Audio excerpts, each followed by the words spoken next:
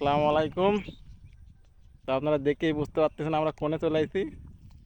সকাল সকাল এই বেটা শালা কাশেম কোনে গেল? ওই আয় শালা, আজকে আমার খাটালে দেখছেন? এই যে মটটা ভুই, এই মটটা ভুই মনে করেন আজকে বেতন কাটা লাগবে, ভেন্ডির বেতন কাটা লাগবে। তো আমরা দেখেন সেই সিস্টেম করে মনে করেন এই যে একবার মনে করেন কামলা, ঠিক আছে, প্রচুর কাম করে বুঝছেন, প্রচুর কাম করে এই যে মাল টাল একবার হাজির হয়েছি, ঠিক আছে। দর্শক ভাবে এই যে আমরা মনে করি যে আমরা খালি মনে করি ঘুম পাড়ি আর ভিডিও করি, তা আমাদের কত কাজ করে দর্শক এই যে দেখেন, এই জানে। যে কি অবস্থা দেখেন, এই 7 সকালে চলে আইছি মনে করেন কাজ করা লাগবে, প্রচুর কাজ করা লাগবে জীবনে বুঝছেন।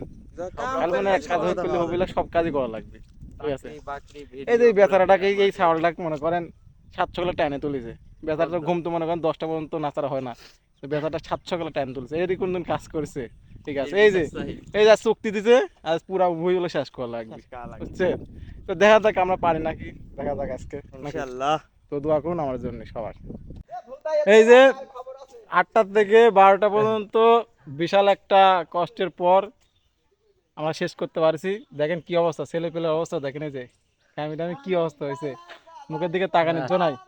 তো কাহিনী হচ্ছে, ধন্যবাদ তোয়াকে আমাদের 4 ঘন্টা মানে বাস দেওয়ার জন্য, চেষ্টা মারি দিছে 4 ঘন্টাতে আজকে জীবন একবার বাই করে দিছে।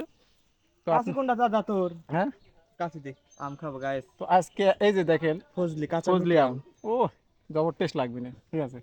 কাঁচিটা ধুইলে আয়।